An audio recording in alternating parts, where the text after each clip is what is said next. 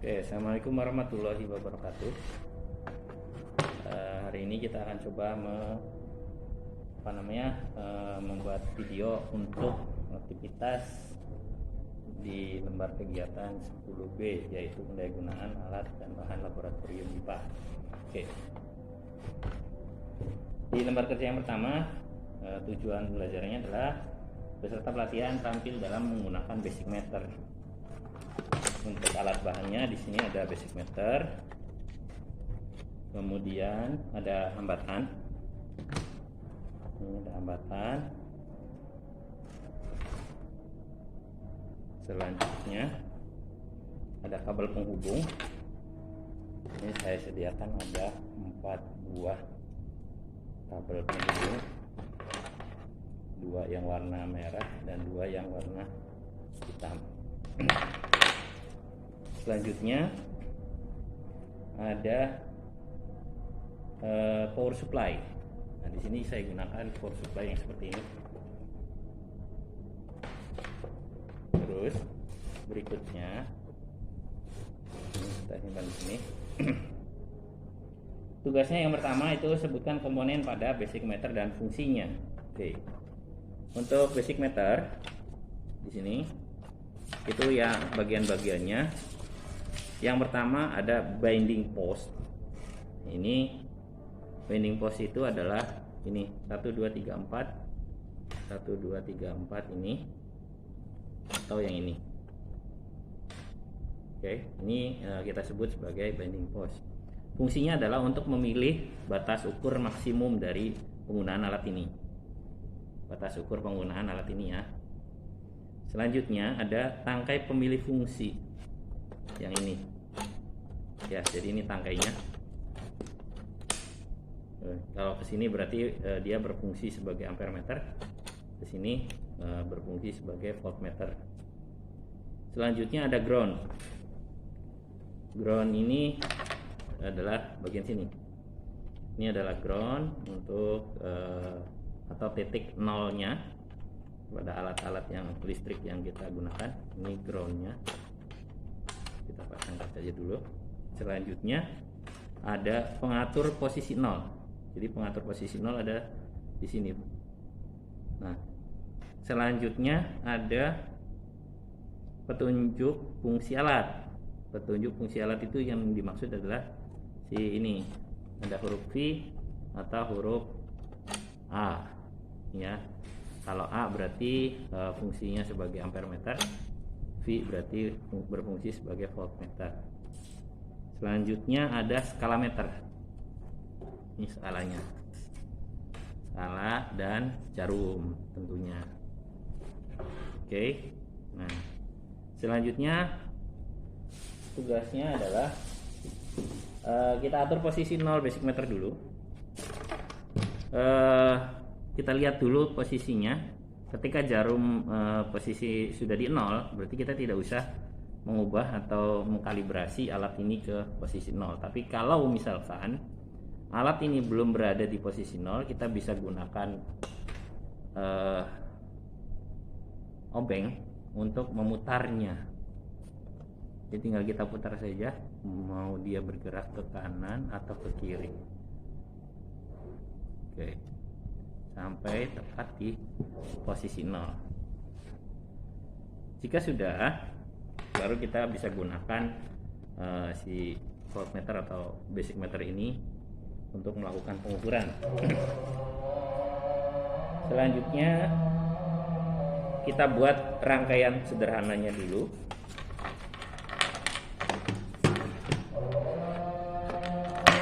Kita buat rangkaian sederhananya dulu.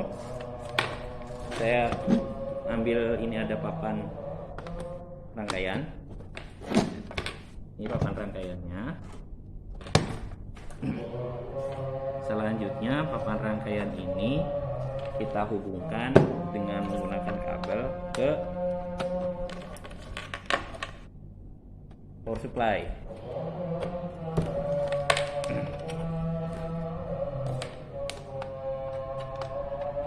Seperti ini. Oke, jadi seperti ini. Ini ini adalah posisi rangkaian sederhana. Nah, untuk rangkaian sederhana yang hanya terdiri dari hambatan ini tidak memiliki positif atau negatif. Jadi mau kita bolak-balik nggak ada masalah. Mau posisinya dibalik seperti ini juga nggak ada masalah, nggak apa-apa. Oke. Ini untuk pembacaan di kameranya biar kelihatan. Selanjutnya kita tinggal atur nanti di tegangan berapa akan kita pasang atau kita nyalakan. Nah, sebelum ke sana kita mau ukur apa dulu? Karena ini kalau kita nyalakan ya nggak ada artinya, Kak. Kita nggak tahu apa yang akan kita ukur. Jadi sekarang kita akan coba dulu untuk mengukur tegangan dan kuat arus. Jadi yang pertama kita akan coba ukur tegangannya. Saran saya untuk penggunaan voltmeter dengan basic meter ini, kita coba pakai dulu untuk tegangan yang paling tinggi batas ukurnya untuk menghindari kerusakan pada alat ini. Ya, karena ketika tegangan yang kita pasang ternyata lebih tinggi daripada batas ukur, maka jarum ini ada kemungkinan akan melewati batas maksimumnya. Jadi diusahakan tidak melewati batas ukurnya dulu. Ini kita pasang di batas ukur yang tertinggi terlebih dahulu. Nah, untuk pembacaan tegangan atau penggunaan voltmeter dengan menggunakan basic meter ini kita susun secara paralel dengan rangkaian. Ini nanti seperti ini. Kita tinggal pasang saja yang negatif ketemu dengan negatif, bisa kita pasang di sini juga. Kemudian yang merah bisa kita pasang di sini. Oke, seperti ini. Selanjutnya kita tinggal nyalakan saja untuk power supply-nya. Oke, kita lihat. Nah, untuk power supply-nya kita lihat di sini. Oke, saya tunjukkan dulu bahwa ini sudah menyala. Itu ya. Nah, tombolnya sudah menyala untuk power supply. Kemudian kita atur dia di tegangan yang pertama di 3 volt seperti ini. Oke. Kemudian yang terlihat penyimpangannya itu sangat kecil. Ya kan tadi ini kita pasang di 50 volt ya. Nah, kemudian untuk memindahkannya kita matikan dulu, kita pindahkan ke 0 dulu. Selanjutnya ini kita pindahkan ke yang 10 volt. Coba kalau 10 volt kita lihat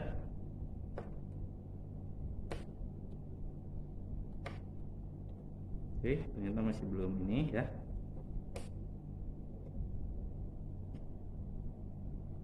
Kita pindahkan lagi ke ini. Oke, ternyata ini yang bermasalah adalah kabelnya. Oke, begitu saya coba skip dulu. Oke, nah sekarang kabelnya sudah kita ganti. Kemudian di sini kita lihat, karena kita akan gunakan 3 volt, berarti kemungkinan ini kan akan terbaca 3 volt. Nah, jika terbacanya 3 volt, maka ini kita pakai di voltmeter yang yang batas ukurnya 10 volt. Ya, jadi kita harus sudah prediksikan dulu. Kalau tidak, nanti jarum ini akan melenceng entah ke kanan atau ke kiri. Oke, seperti itu. Nah, sekarang kita coba nyalakan. Kita masuk ke 3 volt yang sekarang. Ya, kita nyalakan ke 3 volt. Nah, kita lihat. Nah, jarumnya sekarang menunjukkan angka tertentu.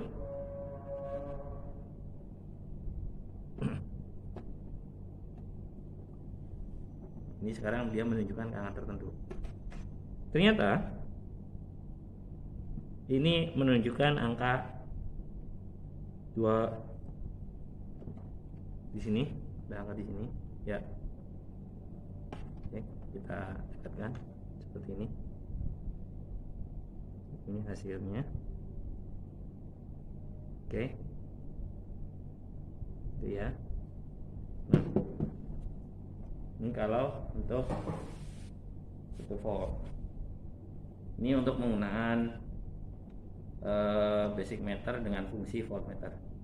Selanjutnya, jika kita akan gunakan ini untuk fungsi ampere meter, maka ini kita lepas dulu. Cukup yang bagian warna merahnya dulu yang kita lepas. Selanjutnya yaitu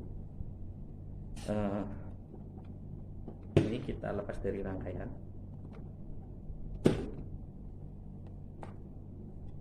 Nah, untuk ampere meter ya, untuk fungsi ampere meter ini kita harus susun secara paralel, secara seri, mohon maaf. Kita harus susun secara seri. Jadi nah, oke. Jadi untuk rangkaiannya kita ubah dulu seperti ini. Nah, ini berarti tidak terhubung ya, ini terpisah. Selanjutnya ini kita hubungkan dulu ke batas ukur yang paling tinggi dulu ya. Ini ada batas ukur 5 ampere. Kemudian ini kita hubungkan ke sini. Nah, rangkaiannya. Kemudiannya selanjutnya kita set ini ke 3 ampere. Mohon maaf, ke 3 volt ya. Maka ini jarumnya tidak begitu menunjukkan penyimpangan yang signifikan. Artinya ini tidak begitu terbaca karena arusnya terlalu kecil. Nah, selanjutnya kita coba pindahkan ini ke yang batas ukurnya adalah 1 ampere. Ternyata jarum masih belum menyimpang.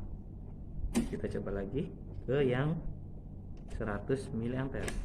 Nah, ternyata sudah ada penyimpangan ya, seperti itu. Kalau kita pasang di sini, ini belum ada begitu kelihatan. Sebenarnya ada penyimpangan tapi kecil banget. Kita baru gunakan yang 100 mA. Nah, ternyata baru muncul ada penyimpangan. Nah, ini baru bisa kita pakai seperti ini. Nanti bagaimana pembacaannya kita lihat saja di sini.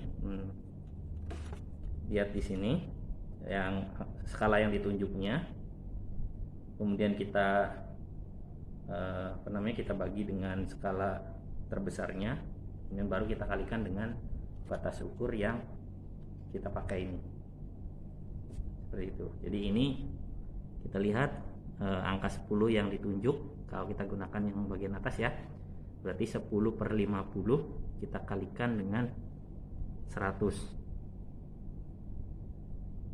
Jadi ini terbaca arusnya adalah sebesar 20 mA ya, seperti itu. Oke, seperti itu untuk video kali ini. Yang selanjutnya kita akan coba di video yang lain. Terima kasih.